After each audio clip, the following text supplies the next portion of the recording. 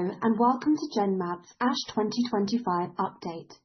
As a reminder, this webcast is being recorded. During this webcast, you may be presented with forward-looking statements that includes words such as believes, anticipates, plans or expects. Actual results may differ materially, for example, as a result of delayed or unsuccessful development projects. Genmab is not under any obligation to update statements regarding the future, nor to confirm such statements in relation to actual results unless it is required by law. Please also note that Genmab may hold your personal data as indicated by you as part of our investor relations outreach activities in order to update you on Genmab moving forward. Please refer to our website for more information on Genmab and our privacy policy. I would now like to hand over to your first speaker today, Jan van der Winkel. Please go ahead. Hello and welcome to Genmab's 2025 R&D update and ASH data review. I'm Jan van der Winkel, President and CEO of Genmab. I'm delighted to share with you some of the highlights for Genmab in 2025, as well as exciting EPKINLY data from this year's ASH meeting. Next slide, please. As a reminder, this presentation may contain forward-looking statements and as such may contain certain risks and uncertainties. So let's move to slide 3. We will begin with a review of the progress we made this year as we advance towards our 2030 vision. Next, we will review some of the encouraging epcoritamab data presented at this year's ASH meeting, and for this we are pleased to have Dr. Lorenzo Falchi. Then, looking ahead, I will provide a brief overview of some of the key events we are anticipating for 2026. To conclude, I will open the floor for a lively Q&A session. And for this, Dr. Falchi and I will be joined by Genmab's Chief Medical Officer, Dr. Tahi Ahmadi, and our Chief Development Officer, Dr. Judith Klimovsky. But first, let's explore some of the highlights from the past year. Next slide, please.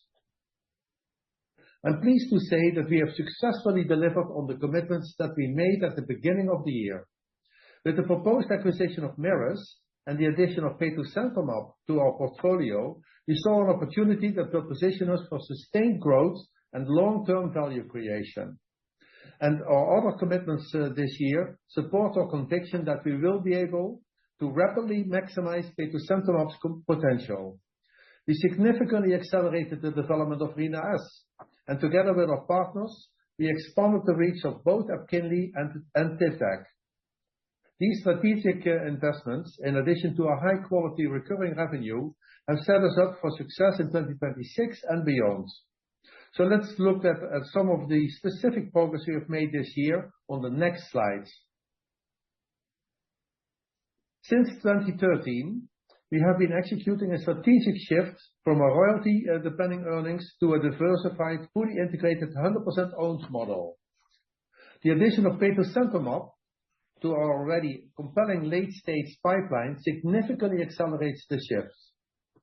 The totality of data that we have seen for petosemtamab underscores its potential as a best-in-class EGFR-directed bispecific across head and neck cancer indications, as well as other EGFR-expressing tumors. We anticipate the transaction will close by early in the first quarter of next year, and the integration of Merus will be a key priority for us in 2026.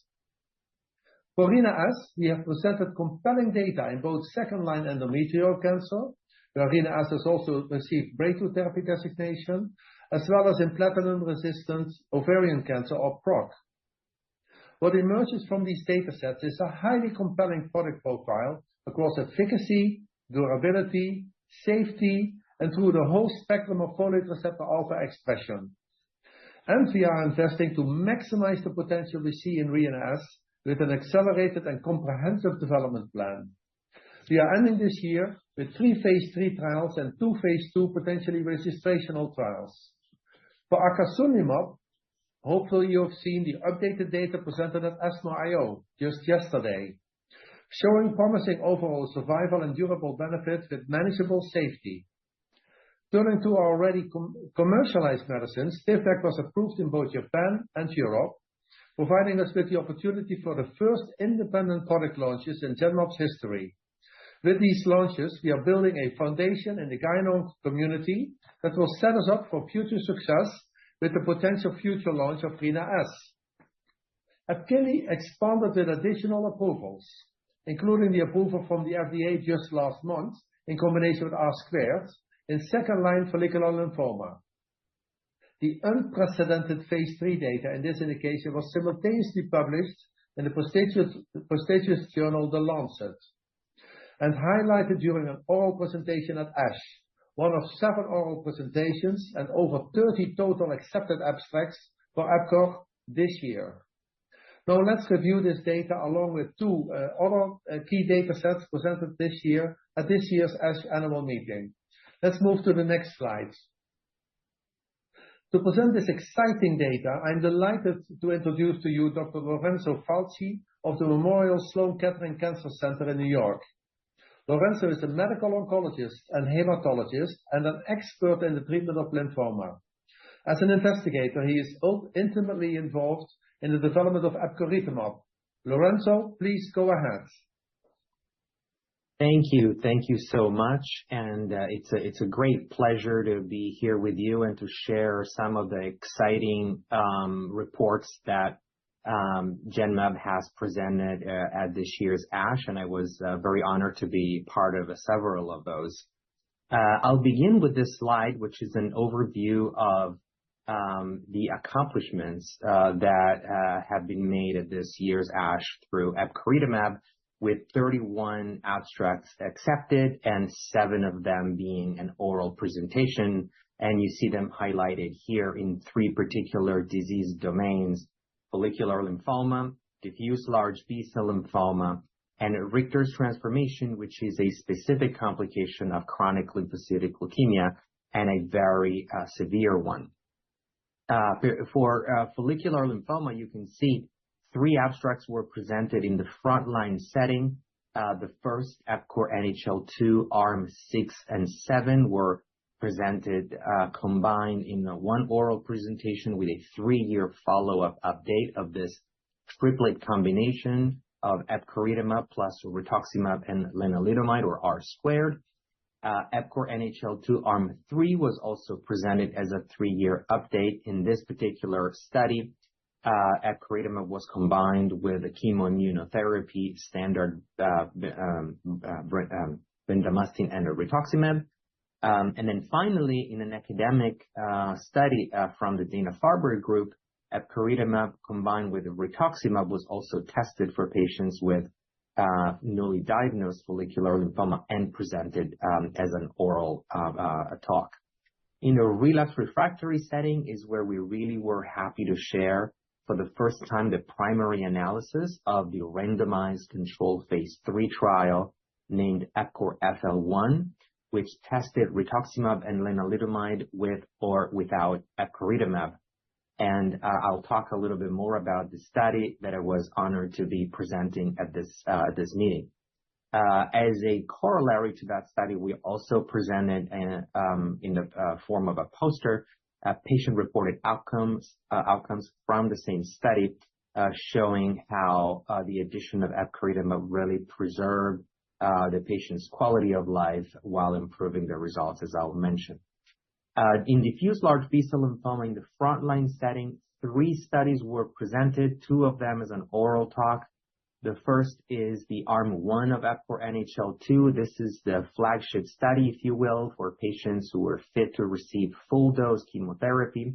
And in the study, patients received R-CHOP plus epcoritamab. Here we gave an updated 3-year follow-up, or longer than 3-year follow-up. And we showed really encouraging results, and I'll talk about this in a subsequent slide. The Arm 8 of the same study, EPCOR NHL2, looking at dose-reduced chemotherapy for patients who are a little bit more elderly and cannot receive a full-dose chemotherapy.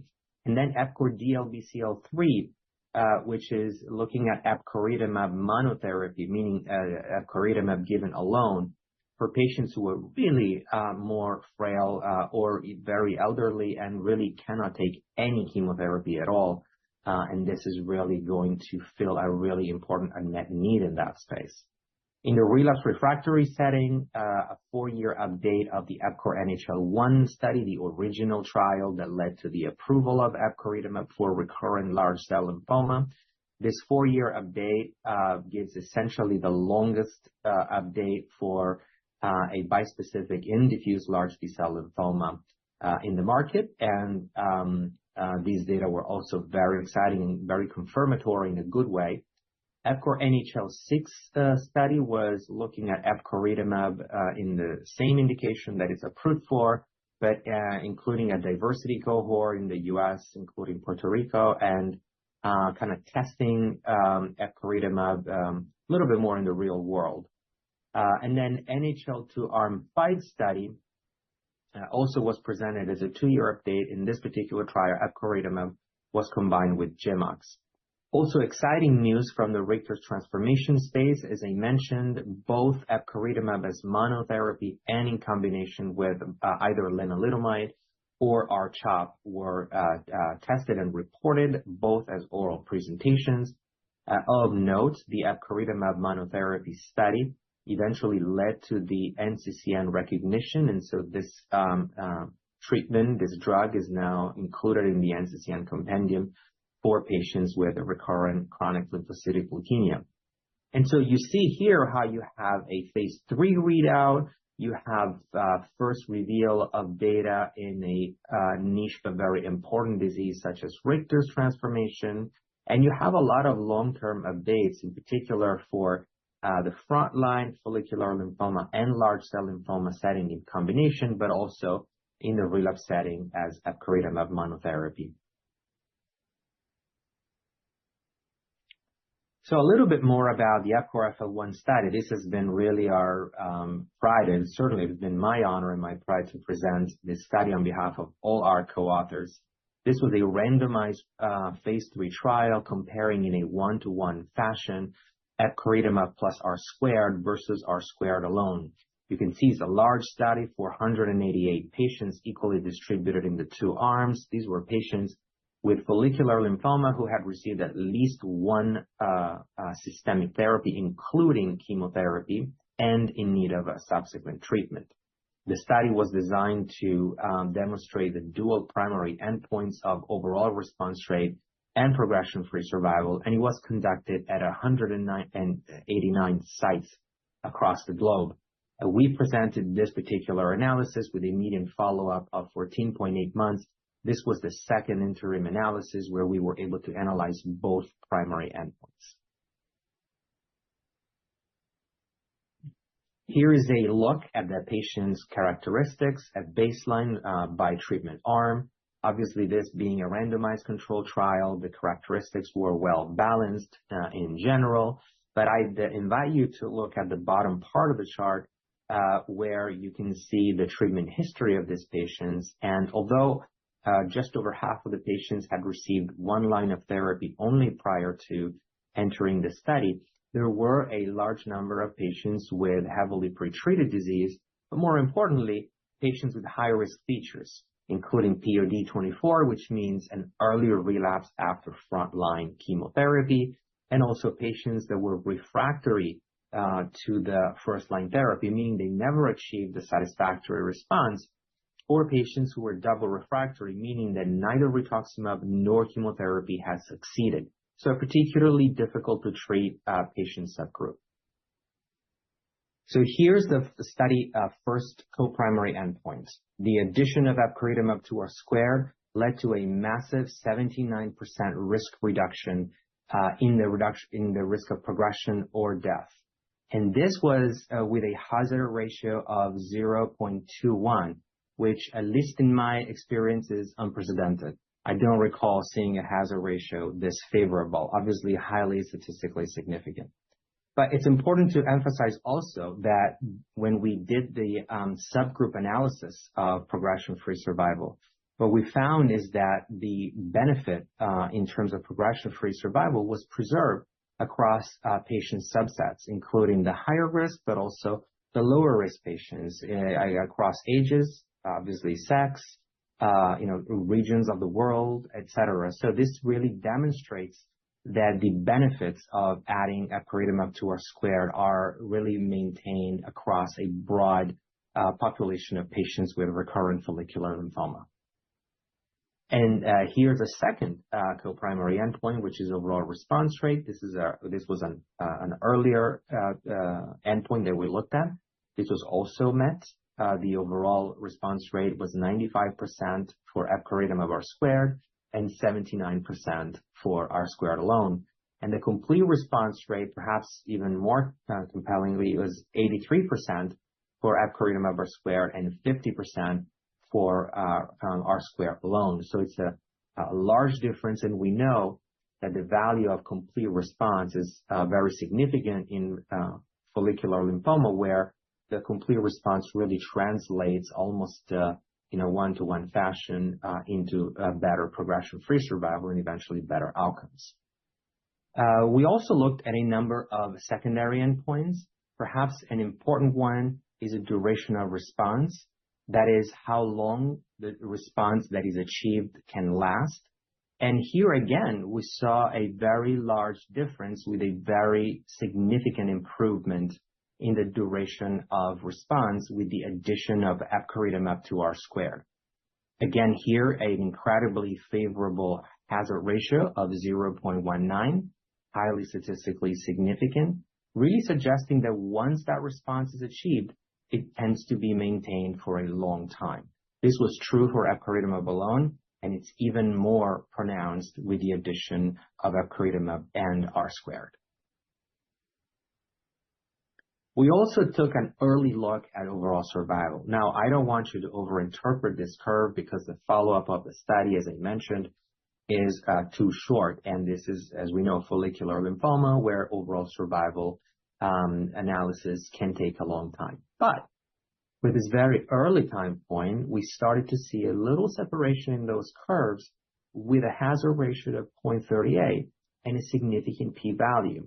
This does not mean that epcoritamab R² results in a longer progression overall survival than R², but it's possible that with longer follow-up, we may be able to see that difference. This would be, I would say, unprecedented, that a new treatment improves overall survival over an established real second-line therapy like R², that it's an internationally accepted standard of care. And then finally, we looked at safety because obviously we were very happy to see the efficacy results, but we didn't want to neglect safety. And obviously we want to make sure that this is not only an effective treatment and a superior treatment, but it's also well tolerated with adverse events that are manageable. This was indeed the case. Obviously, adding a drug that's very powerful is not going to go without any side effects. There were a little bit more adverse events in the patients treated with epcoritamab plus R², but these were not adverse events that were unexpected. In other words, it's what we call in jargon, there was no safety signal. We didn't see anything surprising. There was no strange toxicity coming out of the combination by putting together these two components. So certainly nothing that we were not able to manage. CRS, or cytokine release syndrome, has been a major theme in terms of adverse events when talking about bispecific antibodies. With the addition of rituximab with the particularly modified step-up dosing schedule during the first month of therapy, we were able to bring down not only the incidence of CRS, but also the severity. There were no cases of severe CRS. No patient was hospitalized for this treatment. So this treatment really is a fully outpatient therapy that can be applicable even in community settings across the country and beyond the U.S.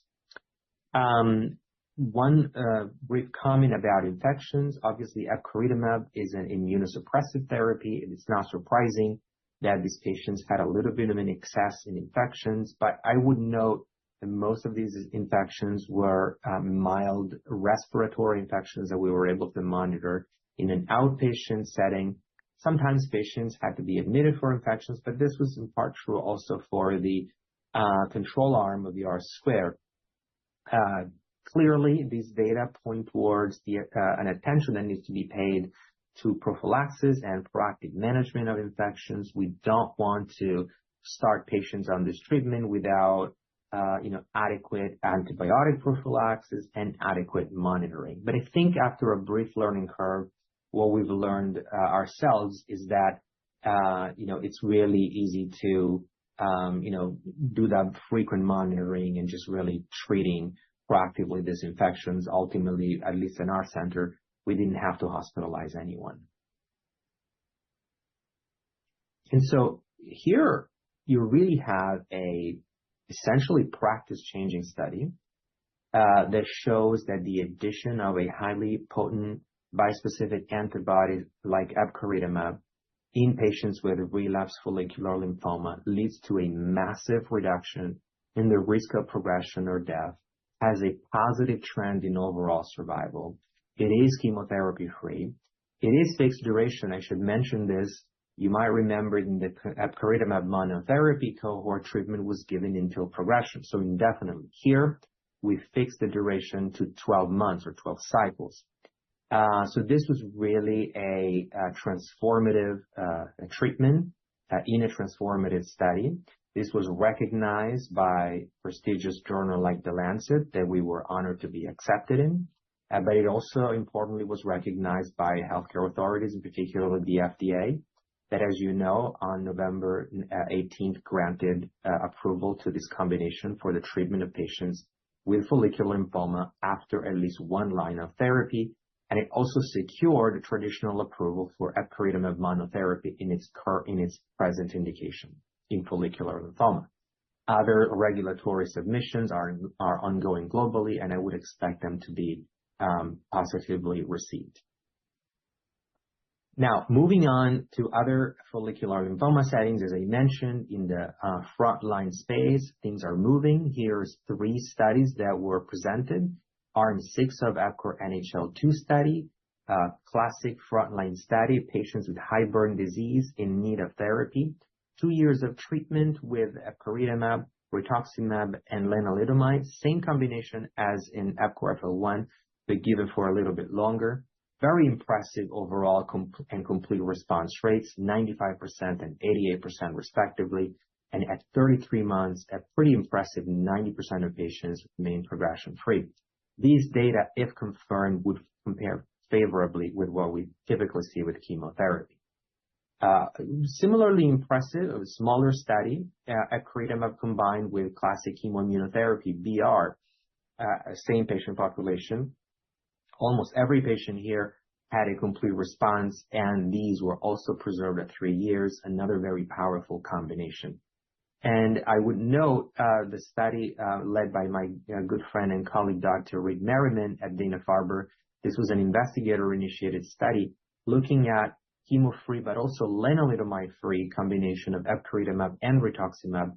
Very impressive overall response rate, 97%, complete response rate, 91%. It's a little bit early. The follow-up is still short, but certainly very promising results. So you can see how epcoritamab-based combinations are really bringing a serious challenge to standard chemotherapy for the first-line treatment of follicular lymphoma.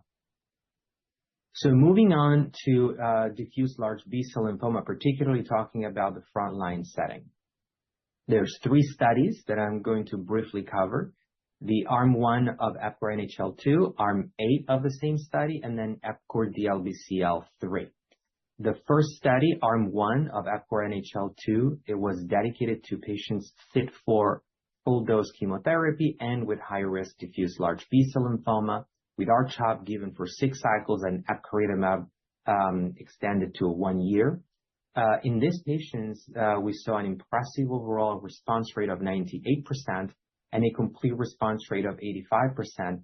And at this 3-year follow-up update, we also observed that 83% of patients remained alive and 74% in complete response.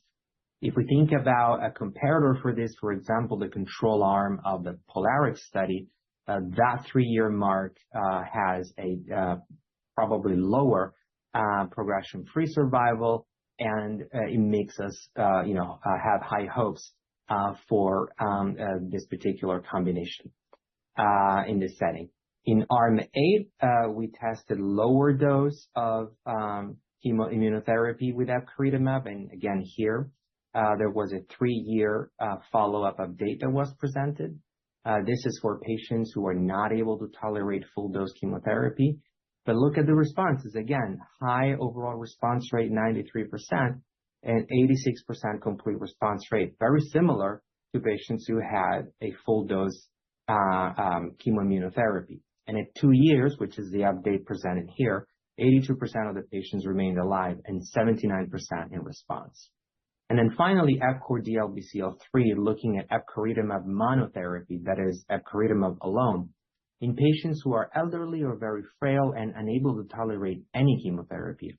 These patients are really a highly unmet need because they would not be treated other than palliatively, and they don't really have viable options. So having a chemo-free treatment that results in a very encouraging 73% overall response rate and a 62% complete response rate, with the vast majority of patients completing treatment remaining in remission, is very encouraging news for these patients who will really have very few, if any, options.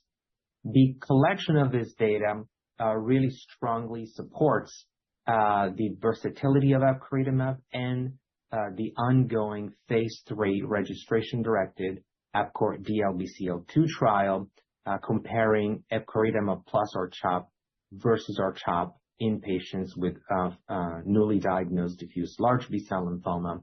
And the study will read out in 2026. So I'm very eager to really discover the results of that study, and I'm very hopeful to celebrate those results as well. So in summary, we dedicated a little more time to the EPCORE FL-1 study because it really is a transformative study. It really exemplifies the power of epcoritamab and how it can really reshape treatment paradigms, just really displace current treatment standards. Really unprecedented progression-free survival, and more importantly, massive reduction of that risk of progression or death, almost 80%. There certainly is momentum for the drug. This is the first positive phase 3 study, not for just epcoritamab, for any bispecific in follicular lymphoma. In fact, it's the only randomized trial published for bispecifics in follicular lymphoma. Got FDA approved, got published in a highly resonant journal. Basically, we have the trifecta here. I couldn't be prouder of the team, and I couldn't be more grateful to be part of this project, really. But more importantly, I couldn't be happier for our patients that now have a really substantial improvement in their outcomes when treated with this combination. In large cell lymphoma, I think we continue to build momentum around epcoritamab-based combinations and really support very strongly the phase 3 study that's ongoing, comparing R-CHOP plus epcoritamab versus R-CHOP alone. And I think the collection of this data, including the ones in Richter's and some others that I didn't have time to mention or that weren't presented at this year's ASH, really speak collectively to really the broad versatility of epcoritamab as a combination partner and as a drug that can really make a big dent in many disease settings in B-cell non-Hodgkin lymphoma. Because it's administered subcutaneously, it doesn't have really significant chair time, it doesn't have overlapping toxicity with most treatments that we commonly use for B-cell non-Hodgkin lymphoma. It really has its position in the best way to really make a difference in every existing treatment paradigm for these patients. So really all the data that I went over really support epcoritamab as almost shifting the narrative as a backbone therapy, as opposed to considering, chemotherapy as the backbone for patients with B-cell non-Hodgkin lymphoma. So very excited to look forward to 2026 when more data will read out, and just really going to be there and watch as the data unfold and probably and hopefully at least to celebrate many of this data. I'm just really thankful to be a part of several of these efforts. It's been so rewarding to use this drug in the clinic and see really the patient's outcomes under our eyes improve so significantly. And I thank you all for your attention. I'm happy to take any questions you might have.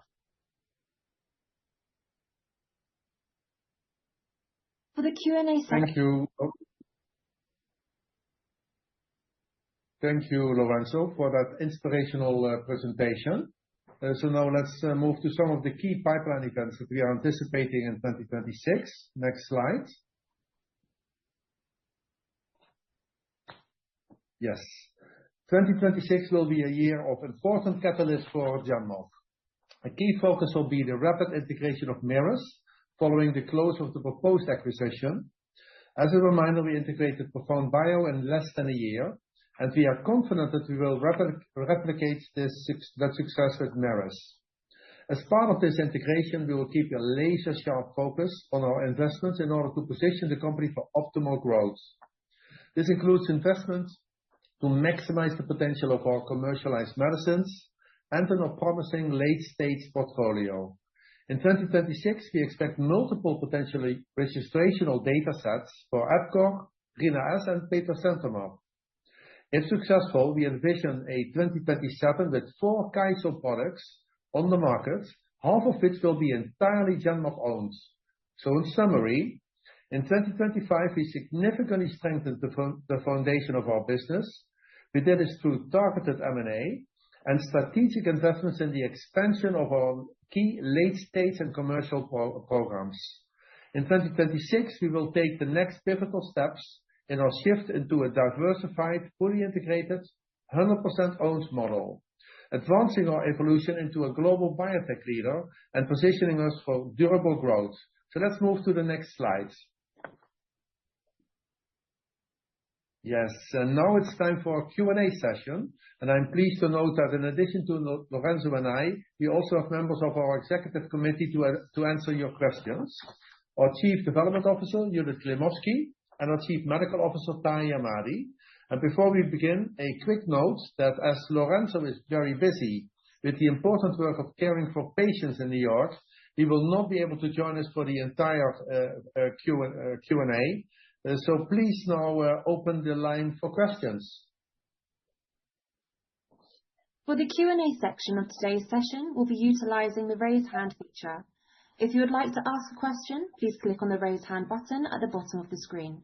Once prompted, please unmute yourself and begin with your question.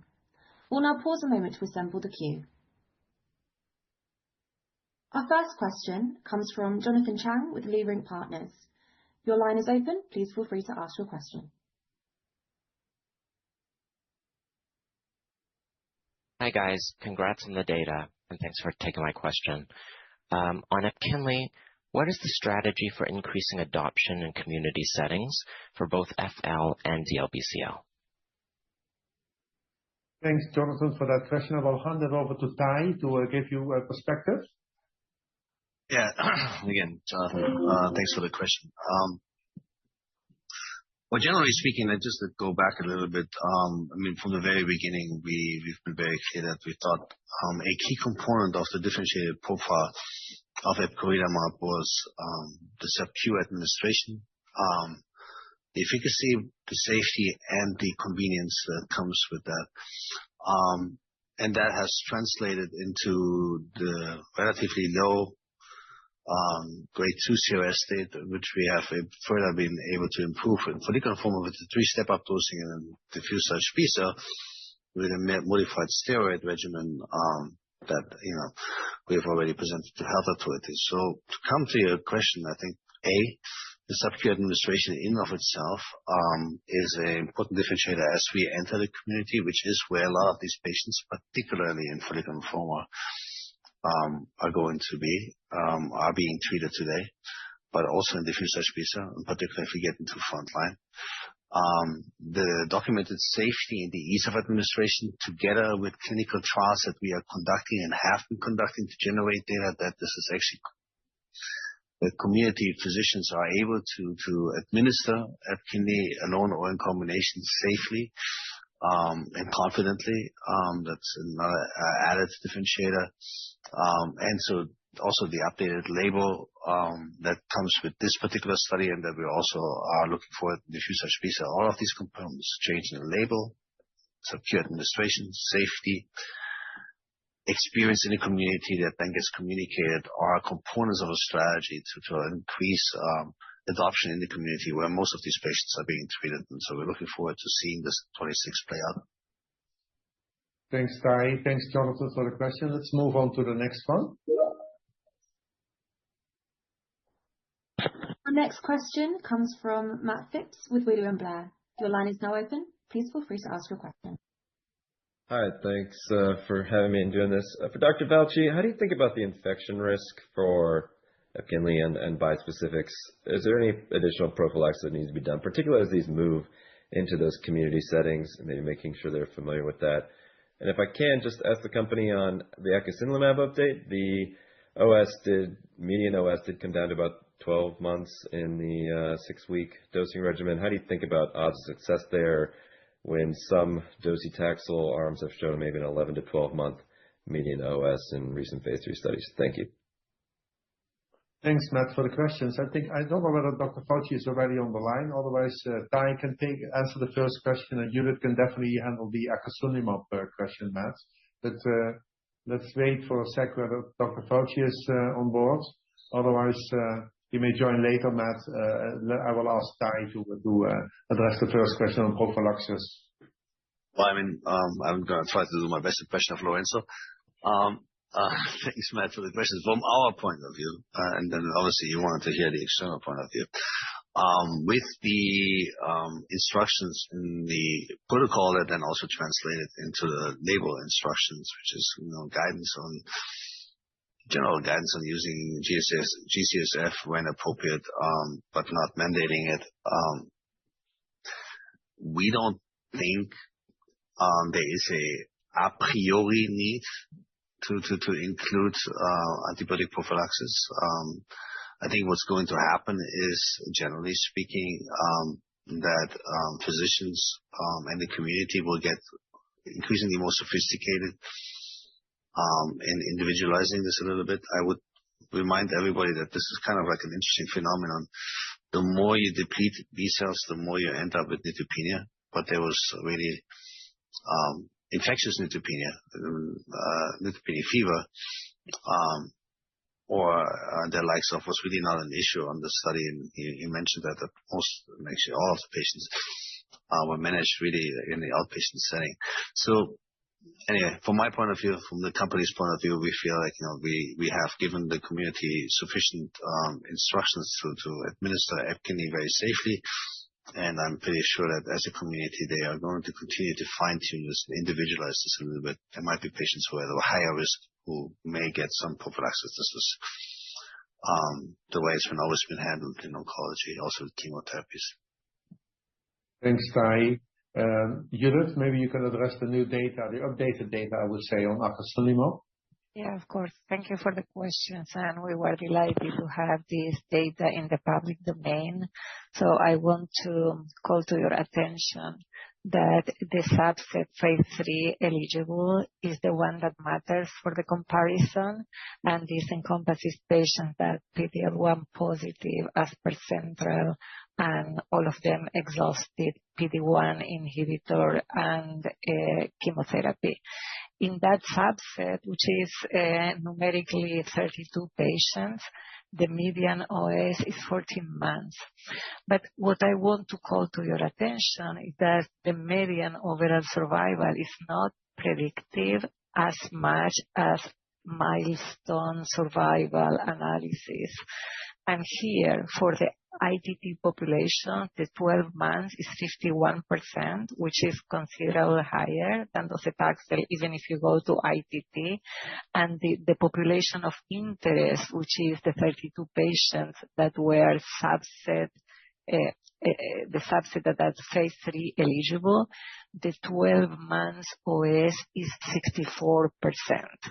And when you compare with docetaxel, you see that, the delta is meaningful. And most importantly, this study has follow-up to really see the tail. And you see the 24 months, which is 30% with some censoring. So the tail is real, and this is totally different with the curve of docetaxel. So we are pretty confident that these results support the strategy that is being implemented in ABILITY-06. Thanks, Judith. Thanks, Matt, for the questions. Let's move on to the next question. Our next question comes from Judah Frommer with Morgan Stanley. Please unmute your line and ask your question. Yeah, hi. Thanks for the presentation, guys, and thanks for taking the questions. Maybe, I'm not sure if Dr. Fauci's on, but maybe one just high level on, CAR-Ts versus bispecific. Hey, doctor. So maybe just high level thoughts on sequencing CAR-Ts versus bispecifics in lymphoma, where we sit, after ASH. Certainly it was a big debate in multiple myeloma, but curious, how you're thinking about sequencing in lymphoma. And then just on DLBCL specifically, with Polivy approved in the front line, but, not seeing necessarily an OS benefit over R-CHOP. How do we think about, predicting OS and the benefit there in first line DLBCL for other assets? Thanks. Please go ahead, Lorenzo. I'm sorry. Yes, I'm sorry. Yeah, so in terms of the sequencing, that's a very different question in the setting of follicular lymphoma and large cell lymphoma. I think in large cell lymphoma it's a little more straightforward because at least at the moment, outside of a context of a clinical trial, you don't really have a label conflict because CAR T-cell therapies are approved in the second line, and EPCO monotherapy is approved in the third line. However, particularly in the United States, some of these boundaries that can be pushed through compendium indications and through just by virtue of the sheer fact that third-party payer system sometimes allows for earlier use of bispecific-based therapies in the second line. What I will say is that there's data for both the bispecific to CAR sequence and the CAR to bispecific sequence. And I would say the overall takeaway is that in the first case, there's not a clear evidence that the performance of CAR T-cell therapy is affected by prior bispecifics. In the second case, as we know from the pivotal trial, the complete response rates remain high or higher than pretty much any other alternative for bispecifics after CAR T-cell therapy. And so I think that bispecifics do remain the go-to therapy after CAR T. But I think that bispecifics pre-CAR T is a more important question, in 2025 because, as I said, more and more people are using them. And so the question, some of the questions are, if you use bispecific therapy as a holding therapy, meaning before CAR T-cell collection, does that affect the collection? We're actually trying to answer that question here at MSK as we speak. And we presented also data as a bispecifics consortium at this ASH, showing that really the performance of CAR T doesn't seem to be affected whether you use bispecifics as holding or bridging therapy. In follicular lymphoma, the question is a lot more nuanced because when the goal is remission versus rather than cure, it comes down a lot more to patient's preference and to the specific context where that patient is being treated. If you focus for a second on bispecifics monotherapy, the clear advantage of bispecifics over CAR T is their off-the-shelf nature and ability to be accessed outside centers that practice CAR T-cell therapy. Let's not forget that out of 6,000 healthcare facilities in the United States, 5,100 are community hospitals. And out of those 6,000 facilities, only 300 offer CAR T-cell therapy. So when you scale this discourse up nationwide, you immediately see how having an off-the-shelf therapy that has excellent tolerance or tolerability and good, if not very good, long-term outcomes, is a huge value. The longest lasting bispecific study in that space shows that if you have a response, you have an about 40% chance of being disease-free at 5 years. I mean, that's not something we've ever seen before this era. So I don't think that the sequencing matters too much in terms of efficacy. I also don't think the sequencing matters too much in terms of burning bridges, so to speak. That the whole discussion that I had about whether CAR T cell could be affected by prior bispecifics, I think here is a little less relevant in follicular lymphoma, where you always have more time between one treatment and another, with few exceptions. So that ability of T cells to regain their fitness is much more likely in the setting of follicular lymphoma. But I would say now, with the results of F4 FL1, this whole discussion acquires a whole new different light, because when you're looking at patients in the second line plot, first of all, there's an additional indication that CAR T currently doesn't have, which is second line. Secondly, when you look at that performance, which is the same in second and third line, you're looking at complete response rate in the mid-80s% that are deep and durable. When you achieve that response, the duration, we don't even know what it is yet because it wasn't reached, but I wouldn't be surprised if it's in the order of years. Progression-free survival that are very long.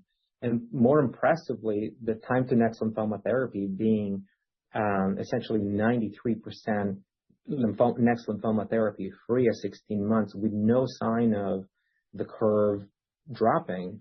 I think that's pretty impressive, and I think that makes a strong case to prefer a treatment like R squared in follicular lymphoma after frontline treatment and leave CAR T cell therapy as a third line. With regard to your DLBCL question, I think that's very important, and the short answer is we don't really have great tools to predict overall survival during chemotherapy, but I think we're starting to have great tools to predict long-term survival after induction chemotherapy.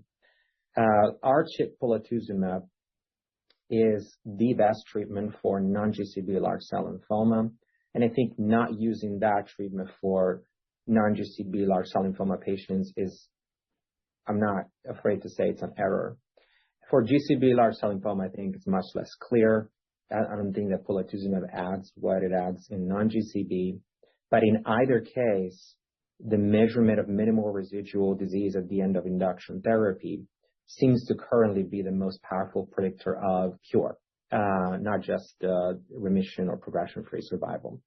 We know that if you have a clearance of MRD, regardless of the results of PET, granted that most of those patients are PET negative, you have an almost 100% chance of being cured. So I think we're getting to a point where we're very, very precise in predicting overall survival after induction therapy.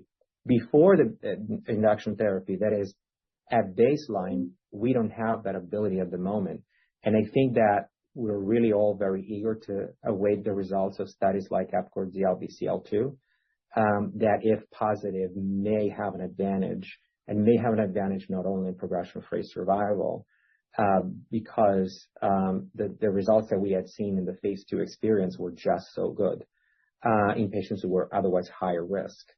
So I think, to answer your question, I think that right now there are tools to predict survival, none of which is readily applicable in clinical practice.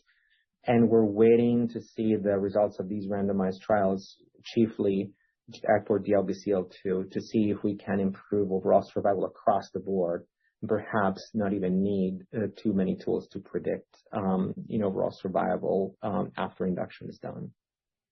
Thanks, Lorenzo. Thanks, Jura, for the questions. Let's move on to the next question. Our next question comes from Jane Han with TD Cowen. Your line's unmuted. Please go ahead.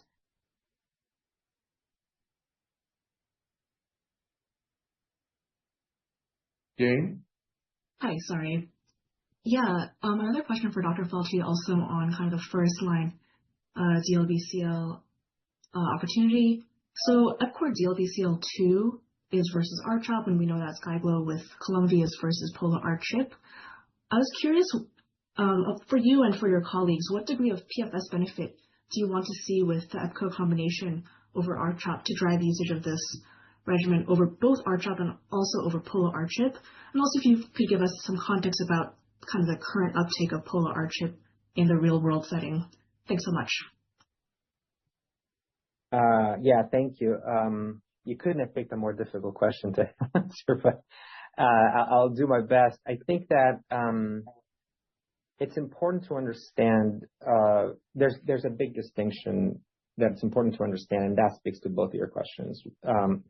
One thing is what the FDA is asking of a clinical trial, and one thing is what the community is going to do with those results.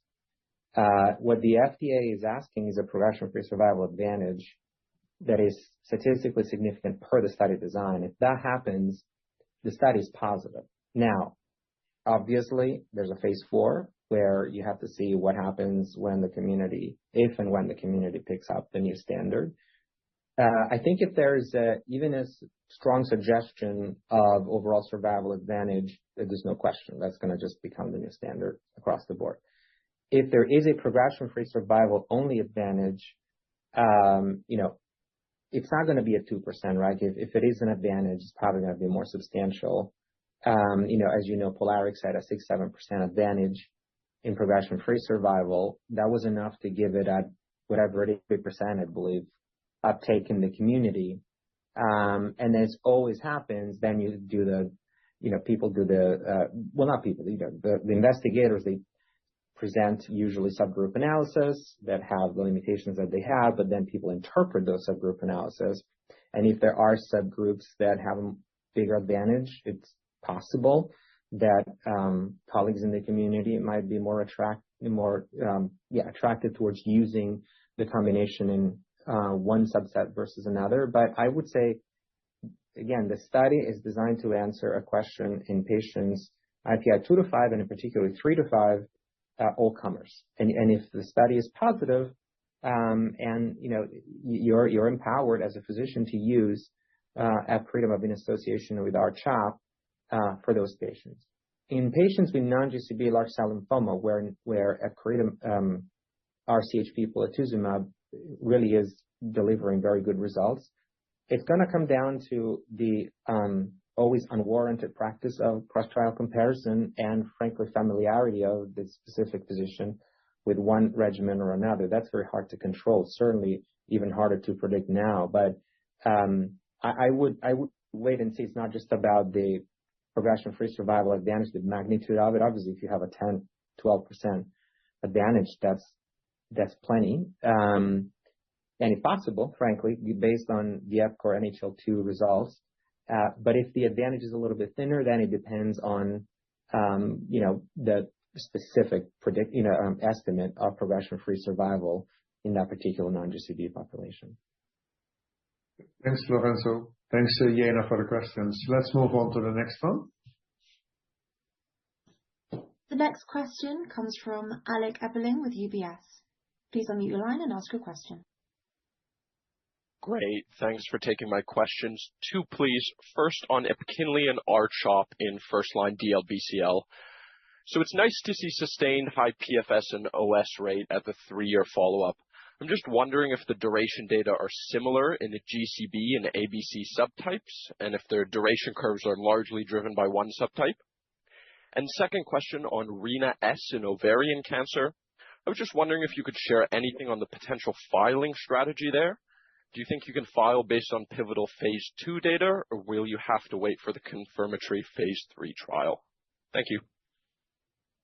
Thanks, Alec, for the questions. I think Dr. Falchi can probably best address the first one, and then Judith can address the second one. Yeah, thank you. Yes, I don't believe we have curves by subtype. The response rates are very similar, and the representation of those patients in the clinical trial is fairly similar to real life, with about 60-40 GCB, non-GCB.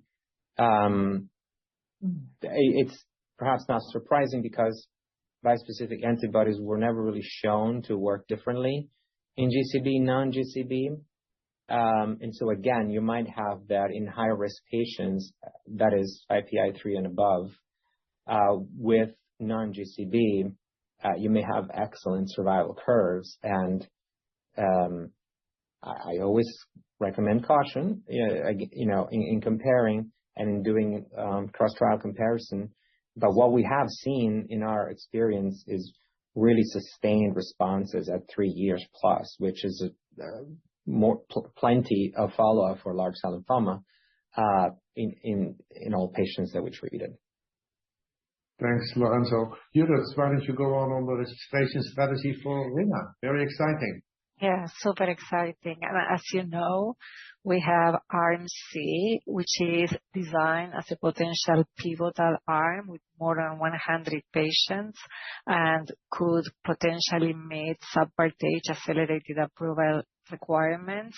And in addition, we have the O2 study actively enrolling. So the regulatory strategy is including both the potential pivotal for accelerated approval and a phase 3 for full approval. Thanks, Judith. Thanks, Alec. You should watch out for next year. Very exciting year. Let's move on to the next question. Our next question comes from Sarah Bai with Guggenheim Securities. Please unmute your line and ask your question.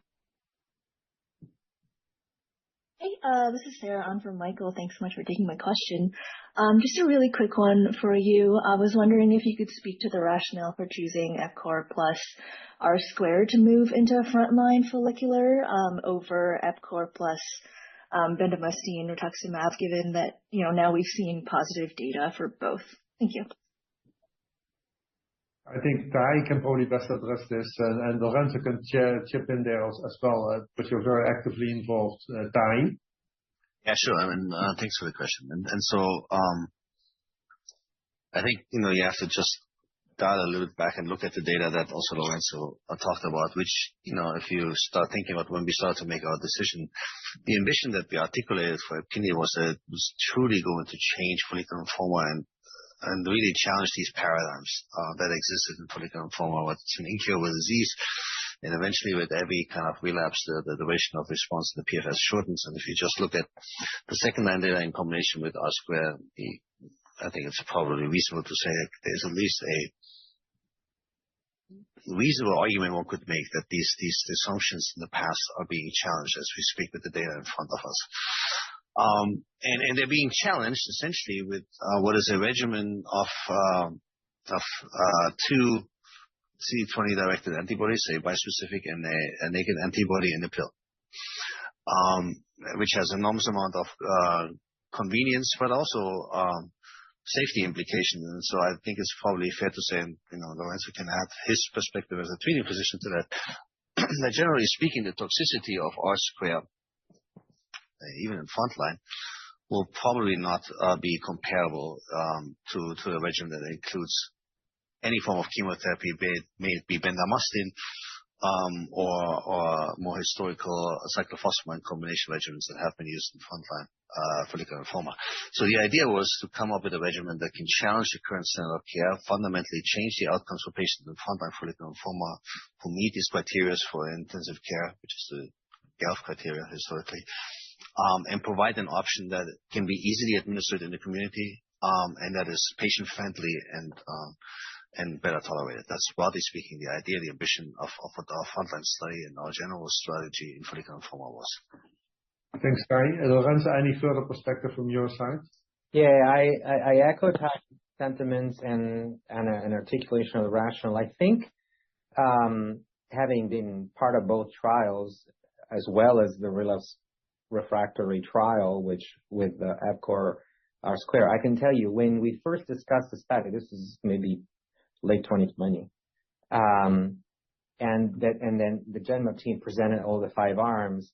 We were discussing, and I pretty much after they went through the list, I was like, that's the one that I want to be part of, and that was the R squared EPCOR, just because mechanistically and biologically makes just so much sense. You may be aware, but just to simplify lenalidomide, one of the things it does, it reinvigorates your immune response against the lymphoma. So it just kind of made so much sense to say, okay, well, on the one hand, you're reinvigorating these T cells, and then on the other, just hitting them with a drug that just literally grabs them and brings them in proximity to the target lymphoma cell. So that was just the kind of a theoretical rationale. Then you have to prove it. And what happened in the first few patients in RM2, which is the relapse setting, was that everybody responded. At our site, everybody responded. We just got so excited overnight. And so, the hope was that it was going to go further and continue like that. And, lo and behold, it did. And you can find it published in Blood earlier this year. Over 100 patients in that arm 2 had an 88% complete response rate. Then the other arm, which is arm 6, which is a frontline arm, which has a very similar design, has pretty much the same results. So you're seeing something that has the same very powerful effect in second line plus or first line. Almost doesn't matter what line of therapy you are. That's one element. The other element is, let's not forget that now you have 108 patients in the second line for arm 2, 243 additional patients in second line for arm 2, and 40 odd patients in front line. That's like 400 patients treated with R-squared EPCOR. The data for the efficacy and the follow-up are among the most solid in the space, I might say. For bendamustine, rituximab, epcoritamab, we really have a very low number of patients. And yes, it's powerful, perhaps to no surprise, but there's several reasons to not prefer, at least from my point of view. I'm happy to discuss, but, bendamustine is a very immunosuppressive drug, and it tends to kill several of your T cells, some of the ones that you need for epcoritamab to work. That's not to say that epcoritamab didn't add to bendamustine rituximab, but it just doesn't add as much.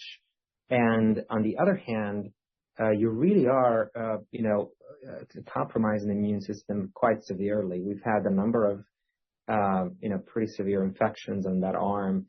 And there really is no appetite, I think, in the community to use chemoimmunotherapy as a backbone. If you take a look across the landscape, all the randomized controlled trials in frontline follicular lymphoma are against chemo without chemo. So that's really where the field is going. Again, that's not to say that chemotherapy is not working, but we're now in a place, and I think Tahi mentioned this, where bispecific antibodies, we're flipping the paradigm. It's not that there's a backbone and then you add bispecific antibodies to them.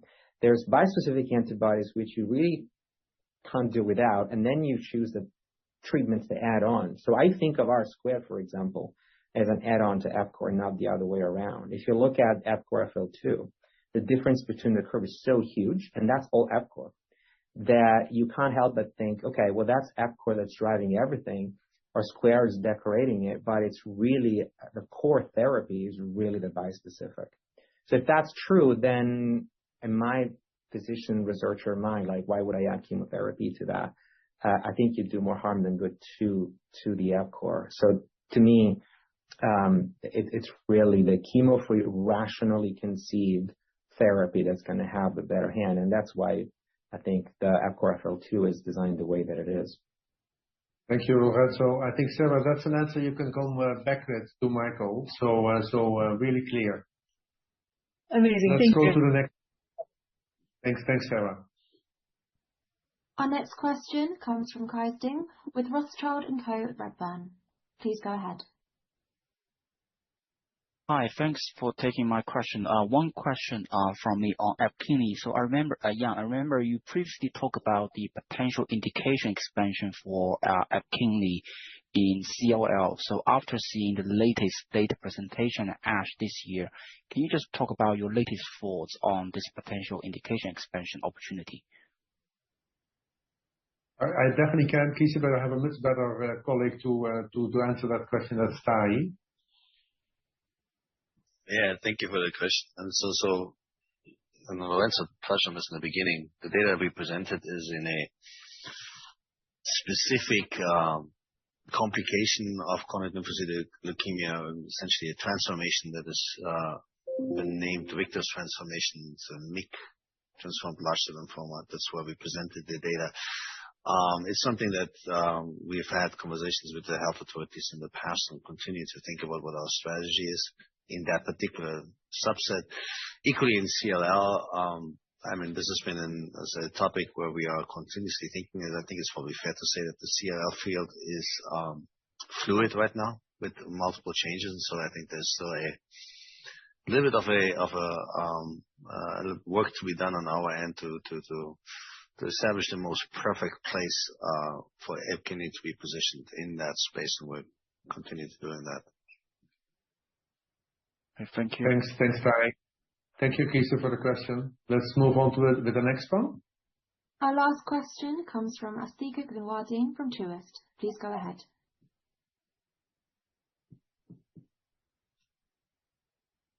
Asthika, go on. Hi guys, sorry I was on mute there. Thanks for taking my questions. So maybe something quick to Dr. Falchi, and apologies if something similar been asked already. But in the context so there are multiple studies in frontline DLBCL, but besides T-cell engagers that also include BTKs, we saw CELMoDs with copolamide, etc. All these do have some pretty high CR rates. So maybe to Dr. Falchi here, in the context of having all these options in the future, how will you pick the right therapy, and what do you want to see a T-cell engager plus R-CHOP show to rationalize using this over the other modalities? And maybe related to that, can T-cell engagers be given in the community as easily as CELMoDs and BTKs to treat frontline DLBCL? Yeah, because the topic would be too huge to address here, but there's something like 7 or 8 randomized controlled trials going on now. And when we presented the EPCOR R-CHOP data, I think it was last year at ASH, that session was stellar. Like everybody has 100% CR rate, right? So clearly CR is an early good surrogate, but you need time to event analysis. And that's what we presented this year with the EPCOR R-CHOP at 3 years with very, reassuring and encouraging PFS, curves in patients who, let's not forget, have high risk disease, many of whom have double or triple hit lymphoma. You obviously may have a situation where 1 or 2 trials, largely stand out from the crowd with, progression-free survival advantages that are more sizable in more subgroups. It's going to be a slicing and dicing of data. But there's a few factors that are going to, help navigate in the landscape, right? One is very simply who reads out first, right? Because if you read out early, usually that's a good sign. But you also have more time to penetrate the market in the community. And we know that familiarity with a certain drug or a certain regimen is key. I'm very good at using R-squared-F4, for example, or EPCOR R-CHOP. My neighbor that's never used it may be less familiar. So that's one other factor. But if you do see a delta that's large enough, frankly, I hope so, from bispecific R-CHOP or chipolatuzumab, then I think if there is a bispecific that's easy to combine with chemoimmunotherapy, that's EPCOR. And there's multiple reasons for that. One is that it's subcutaneous. Let's not forget logistics are very important. Some of the other intravenous bispecifics, you can't give them the same day as our CHOP or our chipolatuzumab. That means patients have to come another day. Secondly, because your peak of CRS incidence is in cycle 1, day 15, you have given CHOP 2 weeks prior, you have debulking enough to dampen some of that CRS. The CRS rates in EPCOR NHL2 arm 1 were quite good. But even more importantly than that, perhaps, the idea that you have a subcutaneously administered bispecific that is quote unquote gentler, or it gets eased a little bit more smoothly into the patient, allows you to start that bispecific in cycle 1, day 1. And that's critical for me because most of the resistance that you see, even in patients who end up having a complete response, is born in cycle 1. And so having the ability to potentially rescue those patients who are quote unquote destined to fail later, starting from cycle 1, may be a structural advantage of EPCORE-based platforms as opposed to others. Again, you're going to have to see the data. You're going to have to compare to the best of your ability the data. But at least in principle, as of now, the reason that I'm more excited about following those developments with EPCORE DLBCL-2 is because of these very plausible advantages that it has over the landscape. Great. Thank you, Lorenz. Yeah, and I was wondering if I can throw one quick one at you here. The R-Polar Glow data at ASH looked really interesting in the unfit frail population. I was just wondering if that is encouraging Genmab to also consider something like that with an ADC with a chemo-free option, and if you could tell us a little bit more about your thinking. Thanks. Thanks, Asthika. That's probably a question for Ty then, huh? Yeah, I mean, thanks, Asthika. Generally speaking, I would say this, our strategy on the elderly frail has been to essentially establish an anchor and plan, and hopefully the study will read out an anchor registration, which would be frontline R-CHOP, and then provide additional data that informs practice within that anchor. So our mini-CHOP, where you basically just can dose reduce anthracycline, or even immunotherapy, where you can basically just drop the chemotherapy if the patient is really not tolerant. That's kind of like how we're starting to think about this. I mean, I would say there was a lot of debate at ASH actually to who is really frail and how frail is being defined on these trials. And so there's a little bit of a discussion on each of these trials, how frail patients are, something to think about. So we don't really actually at this point concretely have any plans to combine with POLIVY, but it is probably from a medical affairs point an interesting strategy. It's not necessarily clear to me why we would engage on that end. But anyway, we'll see. More to come on that end. We feel very happy with where we are with the data that we're generating in elderly, in frail, and we're really enthusiastically expecting the readout of our frontline study next year. Thank you, Ty. I think that's a good closing remark. So thank you, Asthika, and thank you all for the very good questions and insightful questions today. Next slide, please. Thank you all for joining us today, and a special word of thanks goes to Dr. Lorenzo Falchi for his contribution to this year's event. We're very thankful for that. And from all of us at Genmab, we wish you all happy holidays and a healthy, happy, and truly wonderful 2026. Looking forward to speak with you next year. Thank you.